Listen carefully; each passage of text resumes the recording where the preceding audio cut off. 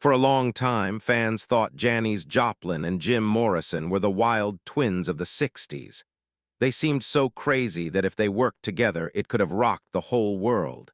But the truth was the complete opposite. Janice hated him so much that even her best friends were afraid to say his name near her. It all began with one night, one accidental time they were together. And after that, the two stars became worst enemies. He never said sorry. She never forgave him. What went wrong between them? Stick around because the truth will shock you when everyone thought they were perfect for each other. Back in early 1968, before people talked about them, Janice Joplin actually said good things about Jim Morrison. She was still singing with Big Brother and the Holding Company, going back and forth between San Francisco and Los Angeles for concerts. That summer, at the KFRC Fantasy Fair event, she saw Morrison control the audience with a wild style she'd never seen. She turned to a musician next to her and whispered, "He's crazy, but he's good." That was the start of her interest. A few weeks later, they were together again at a small party in Laurel Canyon. This was the first time Janice and Morrison really talked. The chat started simply. They talked about blues music, how tired they got from performing, and how the music business forced them to be people they weren't. Janice was surprised that Morrison was so quiet and polite when he wasn't drinking, how he listened without cutting her off, and how he really cared about her stories from home. She told a friend later, partly laughing, partly serious, "I didn't expect him to be polite." For Janice, that was a big compliment. In those first meetings, nothing showed that she would one day hate him. In fact, when Morrison said he liked her performance at the Monterey Pop Festival earlier that year, Janice blushed a little and joked that she would steal his fans if he wasn't careful. He laughed and told her he didn't think anyone could beat her. For a short while, the two new stars seemed to get along very well. When producer Paul Rothschild, who worked with both Janice and The Doors, saw this friendly vibe, he was sure the two would make great music together. He told Janice in late August 1968 that he wanted to introduce them properly, somewhere calmer than Laurel Canyon, where they could actually talk without yelling over music. She didn't think twice. She said yes. And that simple, careless choice started everything. Janice went to that planned meeting feeling curious, maybe even a little respectful. She thought Morrison was unpredictable but smart, troubled but interesting, someone she could joke with, laugh with, maybe work with one day. She had no clue that the next time they met, her good feelings would turn to shock, and that shock would turn into a hatred she would always remember. The night everything between them blew up. The meeting Rothschild set up happened on the evening of September 13, 1968, in a secret Hills house that musicians used when they wanted to be alone, away from Hollywood. The sun was still partly up when Janice got there. She expected a calm night, talking, maybe some songs, and definitely nothing she would regret.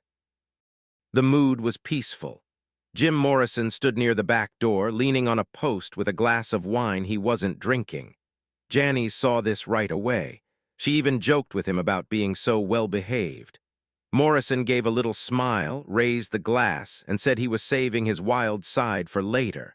For the first hour, there was no problem. Janice and Morrison sat at opposite sides of the same table, having the kind of deep talk about art that Rothschild loved.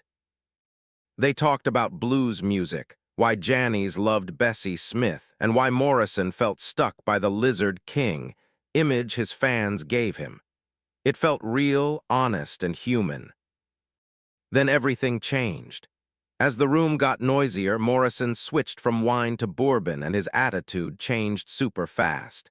He moved his chair closer to Janice, his voice got rougher, his words became confusing and pushy, and his earlier gentle side was gone. He looked at Janice with a boldness she knew too well. She tried to laugh it off, something she did when a man was too pushy.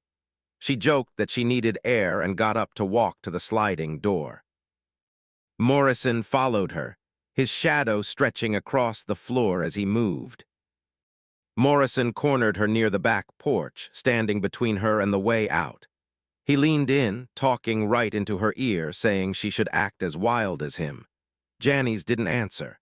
She stepped to the side, reached for the door, and excused herself calmly, hiding her growing worry. Outside, she took a deep breath and walked straight to her station wagon parked by a sycamore tree. She opened the driver's door, planning to leave before things got worse. But Morrison followed. He staggered across the dirt driveway, calling her name in a messy, slurred voice that sounded both charming and demanding. Janice got into the wagon, grabbing the steering wheel with both hands. Then the moment happened. The moment that changed her opinion of him forever. Morrison reached through the open window and grabbed a big handful of her hair, yanking her back so hard her body twisted sideways.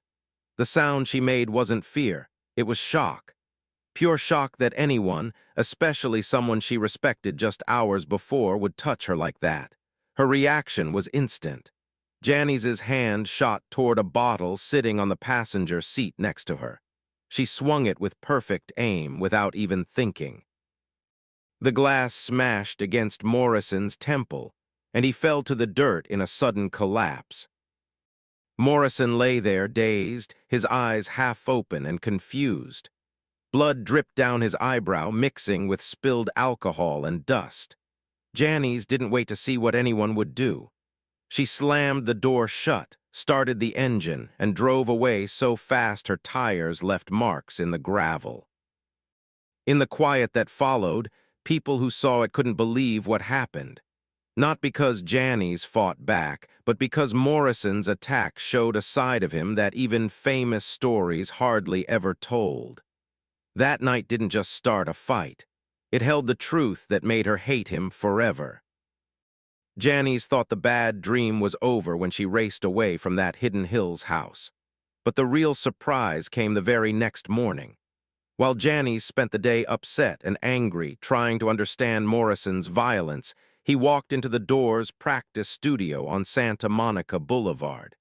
He touched the bruise on his head, laughed in front of his band, and said a line that would later hit Janice's ears like a slap. "She's wild. I think she likes me." That one sentence hurt more than the hair pulling. To Janice, it showed something much scarier than just aggression. Morrison didn't just ignore her feelings.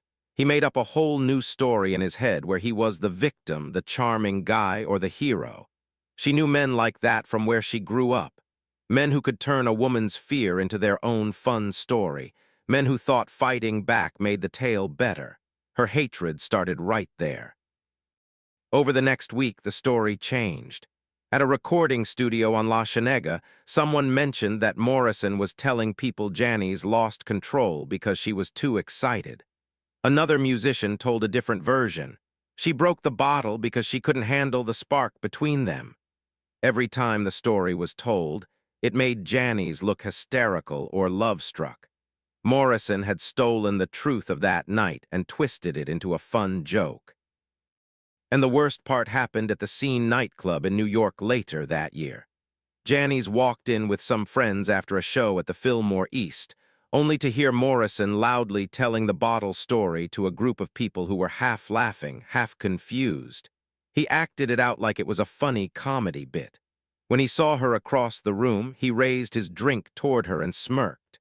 Janice froze, then turned and left without saying a word. That moment made it final. She realized Morrison wasn't dangerous just because of his temper. He was dangerous because he thought the world gave him the right to change any woman's truth, even if it hurt her. From then on, Janice didn't just avoid him. She hated him with a clear, strong feeling that never faded. Not even months later when they saw each other backstage at a festival and she refused to look at him. After that night, nothing could ever be made right. After the Scene nightclub embarrassment, Janice cut Morrison out of her life completely. She didn't want to give him one more chance to change the story. Whenever she heard he would be at the same event, she changed her plans. Whenever a reporter asked about the doors, she just gave a polite nod and said no more. What people didn't get was that Janice didn't hate people easily. She forgave small insults quickly, ignored rude comments, and even laughed off rumors when others would get mad. But Morrison had crossed a line deeper than violence. He took her fear, pretended it was attraction, and performed it like a show. That lie about the truth was the one thing she could never forgive.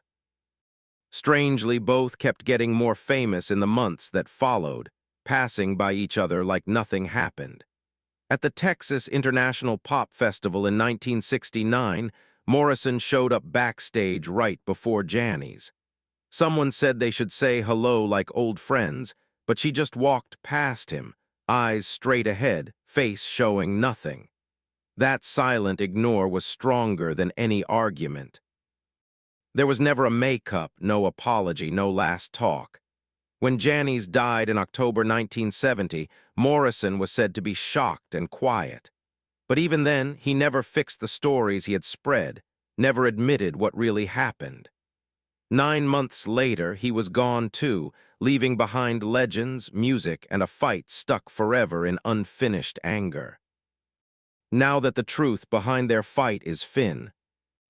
Ally Clear, what do you think about that famous night? Do you believe Janice did what anyone would have done in her spot? Or was the music world too ready to protect Morrison? Tell us what you think below.